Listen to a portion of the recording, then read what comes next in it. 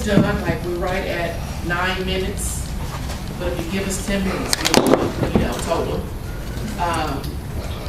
Because I'm a person, I like to do what I said I was going to do. If you know me, I would never, if I said I was going to do it, let's get it done. And so, and she's here to do that part of the talk show. And so, and what it was going to be, and it still can be just not exactly like I planned it, but Elisha and Cheryl are going to be open right now to ask any questions that you may have in any area that you have been, maybe are trying to get through in your business, clarity, direction, or whatever that may be for you, that they will be able to answer those questions for you while I go get it together. And then I'm over you, right? So this is the Lifestyle and Business Conference, right? So we've dealt with our lifestyle, so let's deal with a little bit of business, all right? So Cheryl said you can get the book on branding, but this is supposed to be the branding talk show, right? So we're going to talk a little bit about branding. So my sister, Elisha, yes, I want to go to something that you said yesterday. And I want to start there because it was a conversation, you mentioned it yesterday, and when I was talking to Luana, we were talking about it. And we were talking about this whole purple thing, okay? So I'm going to shock you guys and tell you that purple is not my favorite color.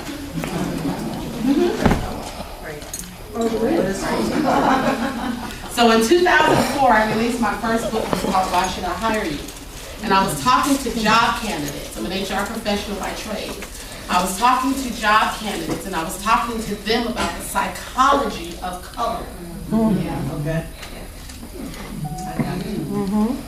So when you're talking about your brand and your colors, I didn't have to come in here and tell you I was yellow. I didn't have to come in here and tell you anything about me. My very presence told you about me. Hello, somebody. And it started with the color purple. Because of what you associate the color purple with. Yes. Not me. But if I'm going to have that as part of my brand, what are some of the attributes of purple? Power. Power. What are some of the attributes of purple? Royalty. Royalty. What are some of the attributes of purple? Strength. Excellence. Wisdom. So guess what my brand has to bring? Tell me your name, sister. Sheila. Sheila and I were back there talking. She said, Stephanie, what I like about you is that you're free. It wasn't always. But now that I know who I am, I can walk in who I am. In business, in marriage, in life, in ministry. Because Stephanie C. Harper is a brand. My name is Stephanie Haynes. But I wrote my first book when I was unmarried. Okay. Got it. But because Stephanie C. Harper is #1 on Google, guess what I go by? Stephanie C. Harper. And Levon Haynes got to deal with it. Because when the check comes in Stephanie C. Harper, he ain't got a problem with it. But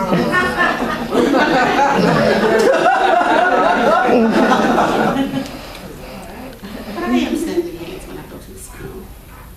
And I am Stephanie Haynes when I'm at church. Because I honor my husband. But this is business. Okay, when you get time, Google Stephanie Harper. When you get time, Google Stephanie C. Harper. Not for me, but I want you to see the difference. Oh, okay, because I'm wondering what's the difference. Stephanie Harper, are we talking about branding? Yes. Stephanie Harper is like Erica Kane over in Australia. Oh, okay. She's a leading character in a soap opera. Okay. Stephanie Harper is a little chocolate girl that is balling out of control at North Carolina A&T. Got it. Stephanie Harper is a white lady in Maryland who is a lawyer. Stephanie Harper is some little white lady that I saw in a jumpsuit. Yeah. Google your name. Okay, I got you. But if you Google Stephanie C. Harper, you'll find 40+ pages on Google. Who are you looking for? People think that that little C doesn't make that big of a difference, but it's part of your identity. It's part of your brand. So decide who you want to be. Okay. Do I act a fool about Stephanie C. Harper? Yes. I was at the Exceptional Women of Business. I was one of their divas. Now, they said submit your bio. In my bio, I put Stephanie C. Harper. Right. So why do you get up and say Stephanie Harper? I pushed the button. I said, it's Stephanie C. Harper. And see, just like in real diva fashion. I ain't being a diva. You introducing my brand and you introducing it wrong. Right. Yeah, that's disrespectful. Yeah. Let's talk colors real quick, only because you brought it up. Okay, so while I was back there, I looked up a couple colors. For the sake of time, I'm going to tell you what they mean. Purple, we went over purple. Blue. Now, blue is the favorite color of most people, but it's also very common. One thing that you want your brand to be is uncommon. Okay? We see everything that Cheryl has done. Victoria's Living, her book, she's got this, what kind of flower is it? It's not a Victoria's Living, it's like a berry daisy. Whatever that is. But she always has flowers, okay? And when they went around and did their tour, how many states did you go to? Oh, the authors were from 18 states. Okay, so they went to 18 states and those women had on black with the flowers. There was unity and consistency in the brand. And so when you are putting your brand together, everything must be consistent. All of the time. Not the majority of the time. All of the time. And if you are on a program, it's okay to say, please do not edit my bio. If you need my bio edited, please send it back to me. Please print my bio as is. People are going to call you what they want to, but whose brand is it? Yours. Whose responsibility is it to manage the brand? Yours. Blue. Calmness, serenity, loyalty, focus, cold. Red. Love, romance, warmth, energy, excitement, debt. Black. Authority, power, strength, intelligence, evil. White, pure, innocent, clean, neutral, mourning. Look it up. Just Google the psychology of color. So for those of you who have not yet established your brand or do not have a color attached to your brand, just Google the psychology of color. And if you have to rebrand, that's okay too. It's expensive. Do it. My girlfriend was doing a program. She said, Stephanie, can we use Career Magazine as a media sponsor? I said, sure. She's an AKA. We'll forget her. Must be a sponsor over there. Okay, we gotta say that. But she's an AKA, so her stuff was pink with a little bit of green. But she had the Career Magazine logo at the bottom. People were calling me and telling me, somebody's using your logo. Because they didn't think it was my stuff because it wasn't purple.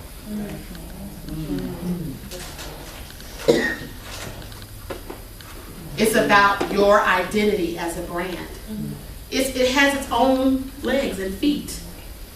I shared with some of you privately, my brother just named his daughter Stephanie. Yes. So she's Stephanie Harper. I put in that book, you can have this name if you're going to do something with it because it's worth money. StephanieHarper.com. I own StephanieHarper.com and I own Stephanie C. Harper. Because most of you, if you went to look for me, you would look for Stephanie Harper. But Stephanie C. Harper and Stephanie Harper go to the same place. So it doesn't matter about the lawyer. Doesn't matter about the chick in the orange jumpsuit. When you look for Stephanie Harper, you're going to get me anyway. Okay?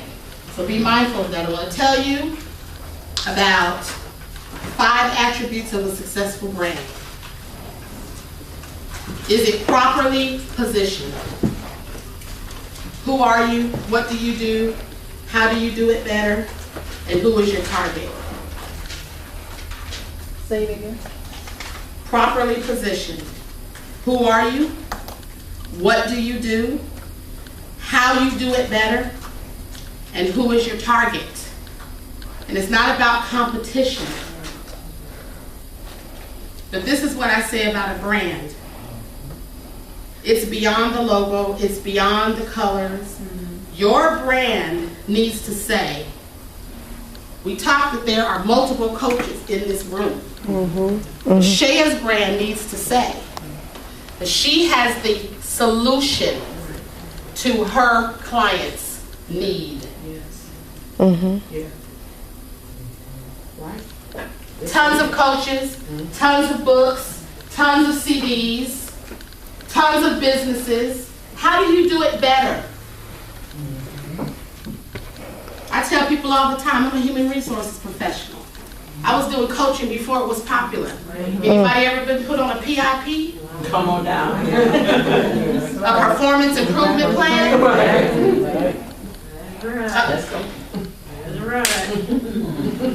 Okay? So before it was a popular thing, it was something that I was doing in my profession.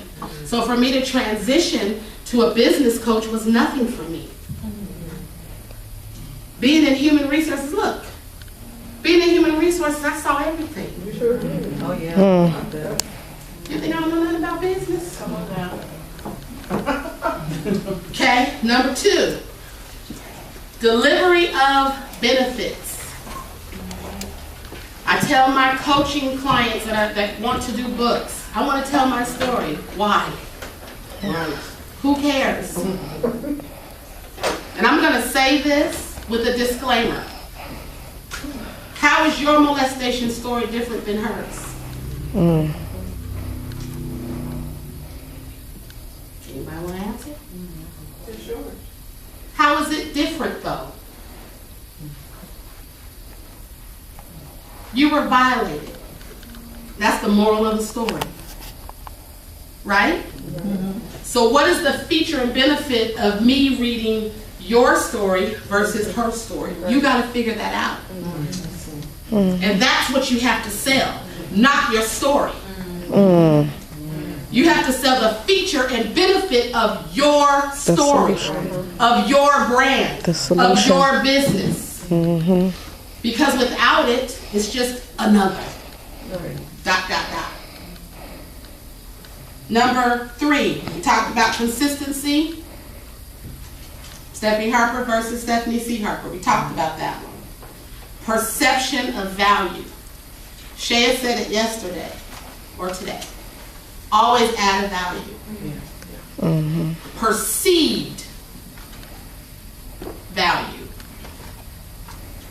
My first book was Why Should I Hire You? Came out in 2004. Wrote it while I was homeless. Hello. Not because I didn't know how to do things, but because I didn't know how to manage money. I knew how to make it. I didn't know how to manage it. Wow. I was making $90,000 a year. Got laid off. Within 6 months, lost everything. Because I didn't know how to manage my money, and that knit suit was looking good. I hear you. I didn't have a job. It's not quick enough. You know why? Because they were like, we can't afford you. People are looking at my resume and they're like, you work for Coretta Scott King? You were the HR director for Brown & Brothers? We can't afford you. And I even wrote about it in one of my books. One of the girls told me, aren't you the one that wrote Why Should I Hire You? I said, yeah, but you didn't buy it.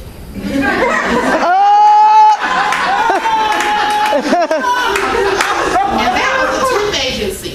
Oh, wow. Wow. Perception of value. They thought I was too valuable. All I wanted to do was pay my little $900 a month rent at 908 Wild Circle with another wild wasn't going on. That's all I needed. I mean, I needed a light bill, gas bill, but I didn't need $90,000. I needed to pay my rent. Right. And I was willing to go and work for the $10 an hour, $15 an hour, and they said, "You're too expensive."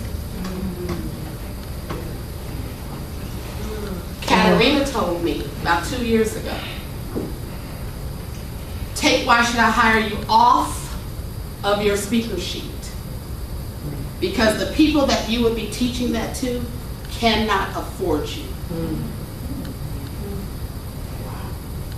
She said, "Take your Books Are a Business kit with you everywhere you go." And for those of you that don't know, that's not what I do. But because I am an author, people consistently ask me. That's one of those supply and demand things. I don't advertise that I'm a book coach or an author coach.